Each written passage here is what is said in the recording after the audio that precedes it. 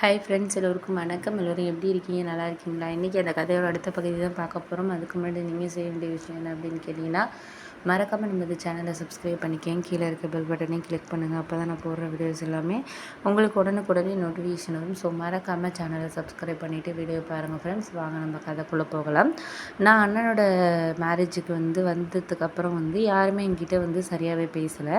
நான் முன்னாடியே 2 நாளைக்கு முன்னாடியே லீவுக்காக வந்துட்டேன். லீவ் முடிச்சுட்டு வந்துட்டேன் கேட்டுட்டு.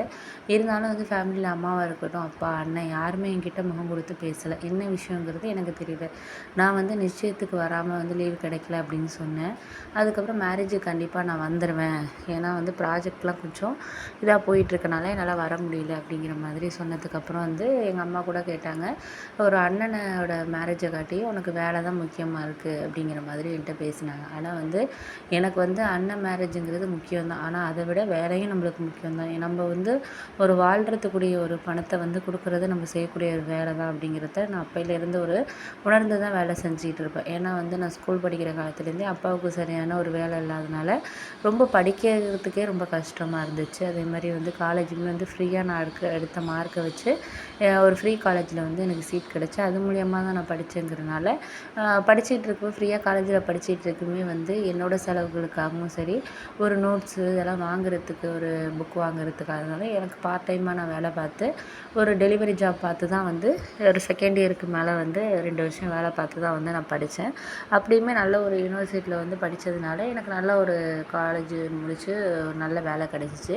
ஒரு 18,000 சேலரிக்கு ஸ்டார்டிங் சேர்ந்தேன். இப்போ 4 வருஷம் ஆகுது.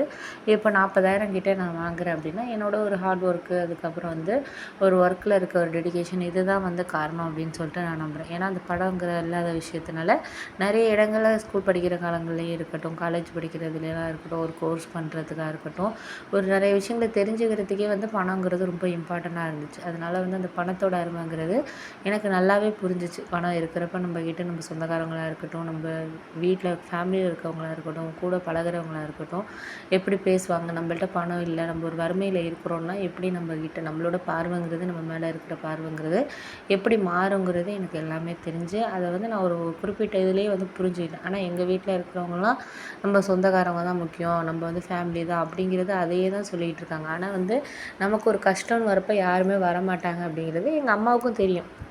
ஏன்னா அப்பா வேலை இல்லாமல் கஷ்டப்பட்ட காலங்கள்லேயும் சரி, அம்மாவுக்கு உடம்பு முடியாமல் கஷ்டப்பட்டது எங்கள் சித்தி, சித்தப்பா கூட எங்களை அந்தளவுக்கு, ஏன்னா நாங்கள் ஏதாச்சும் பணம் கேட்போம் பண்ணுவோம் அப்படின்னு சொல்லிட்டு ஹாஸ்பிட்டலுக்கு கூட பார்க்கல. கேட்டால் அது முடியல, இது முடியல, எங்களுக்கும் உடம்பு முடியலன்னு சொல்லி ரீசன் சொன்னாங்க. எல்லாம் முடிஞ்சு வீட்டுக்கு அழைச்சிட்டு ஒரு வாரம் கழித்து தான் பார்த்தாங்க. அப்படி இருக்கிறப்போ நம்ம சொந்த சித்தி, சித்தப்பாவே இப்படி இருக்கிறாங்கங்கிறப்போ நம்ம இப்போ வெளியில் பழகிறவங்கலாம் நம்மளுக்கு எப்படி உதவி பண்ணுவாங்க, எப்படி ஹெல்ப் இது பண்ணுவாங்க, ஒரு இம்பார்ட்டன்ட் கொடுப்பாங்க அப்படின்னு சொல்லிட்டு நம்ம எதிர்பார்க்க முடியாது. அதனால எனக்கு பணங்கிறது ரொம்ப இம்பார்ட்டண்டான விஷயந்தான். அதனால் நான் ஒரு வாரத்துக்கு முன்னாடி, ஒரு 10 நாளைக்கு முன்னாடி தான் என்னை வர சொன்னாங்க கல்யாண வேலையெல்லாம் பார்க்குறதுக்கு. ஆனால் நான் 2 நாளைக்கு முன்னாடி வந்திருக்கேன் அப்படிங்கிறனால அவங்க என்கிட்ட சரியாக பேசலை. அதுக்காக நான் ஃபீல் பண்ணவும் இல்லை. ஏன்னா என்னோடய நிலைமைங்கிறது எனக்கு மட்டும்தான் தெரியும். நான் ஒரு ஒர்க்கை முடிச்சு கொடுத்தா தான் நாளைக்கு ஒரு ப்ரெசன்டேஷன் பண்ணுறதுக்காக இருக்கட்டும், என் டீமில் இருக்கவங்க இருக்கட்டும், எல்லாம் என்னை மட்டும் சார்ந்த ஒரு விஷயம் கிடையாது. இன்னும் 4 பேர் என்னை நம்பி இருக்காங்க அந்த குரூப்பில். அப்படிங்கிறப்போ நான் ஒரு கைட் பண்ணுறதுல தான் அவங்க 4 பேர் புரிஞ்சுக்கிறாங்கிறப்போ எனக்கு அதுதான் முக்கியமாக தெரிஞ்சிச்சு. அதாவது அம்மா அப்பா பேசாமல் இருந்தாங்க, இருந்தாலும் மாமா அவங்களாம் என்கிட்ட நல்லா தான் பேசினாங்க. ஏன்னா மாமாவுக்கு தெரியும், அவர் ரொம்ப ஒரு கடை வச்சுக்கிட்டு ரொம்ப கஷ்டப்பட்டுட்டு இப்போயுமே பசங்களால் எந்த உதவியுமே அவருக்கு கிடையாது. அவராக ஒரு கடை மளிகை கடை வச்சு தான் குடும்பத்தை பார்த்துக்கிட்டு இருக்காரு. எங்கள் மாமா பொண்ணுங்களுக்கும் 2 பொண்ணுங்களுக்கும் அவர் தான் நல்லது கெட்டது எல்லாமே செய்கிறாங்க. 2 பசங்க இருந்தும் அவங்க எதுவுமே பொண்ணுங்களுக்கு செய்கிறது கிடையாது. அவங்க ஃபேமிலி அப்படின்னு பார்க்க போயிட்டாங்க.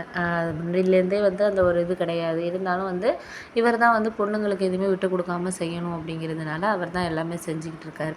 அதனால் அவருக்கு ஒரு பணம், ஒரு வேலை இப்படி என்ன ஏதுங்கிறது எல்லாமே தெரியும். அதனால் அவர் சொன்னார், நீ ஒன்றும் கவலைப்படாதடா, நீ இதுக்கெல்லாம் நீ ஃபீல் பண்ணிகிட்டு இருக்காத, இவங்கெல்லாம் இன்றைக்கி இப்படி பேசுவாங்க, நாளைக்கு அவங்கெல்லாம் இது பண்ணிடுவாங்க, நீ வேலையை பாரு, அதெல்லாம் நீ போட்டு மனசை போட்டு எதுவும் குழப்பிக்கிட்டு இருக்காத அப்படின்னு சொல்லிட்டு அதுக்கப்புறம் தான் எங்கள் மாமா எனக்கு அட்வைஸ் பண்ணார். அதுக்கப்புறம் நான் கொஞ்சம் ஃப்ரீ ஆகிட்டேன். ஏன்னா நம்ம ரொம்ப ஒரு விஷயத்தை போட்டு யோசிச்சுட்டு இருந்தோம்னா அடுத்த ஒரு வேலையை நம்ம செய்ய முடியாமல் போயிடுங்கிறது நான் அடிக்கடி யோசிக்கிற விஷயம். அதனால் நான் வந்து அதை பற்றி யோசிக்கல. சரி எது நடந்தாலும் நடக்கட்டும். நம்ம பேசுகிறாங்க, பேசலனா போகிறாங்க அப்படின்னு சொல்லிட்டு நான் என் ஃப்ரெண்ட்ஸை பார்க்குறதுக்கு மேரேஜுக்கு முன்னாடியே வந்து அவங்களுக்கு இன்விடேஷன்லாம் அனுப்பிட்டேன். இருந்தாலும் போய் நேரில் பார்த்துட்டு வருவோம் அப்படின்னு சொல்லிட்டு போனேன். அப்போ தான் என்னோட 2, 3 ஃப்ரெண்ட்ஸ் வந்து ஒரு வேலைக்காக வந்து ட்ரை பண்ணிகிட்டு இருந்தானுங்க. ஏன்னா அவனுங்களாம் நான் படித்த வேலைக்கு தான் வந்து போகணும், படித்த படிப்புக்கு தான் வேலைக்கு போகணும் அப்படின்னு சொல்லிட்டு ரொம்ப இருந்தானுங்க. அதனால் இப்படி இருக்கானுங்க. அடுத்த பகுதியில் நான் சொல்கிறேன் ஃப்ரெண்ட்ஸ்.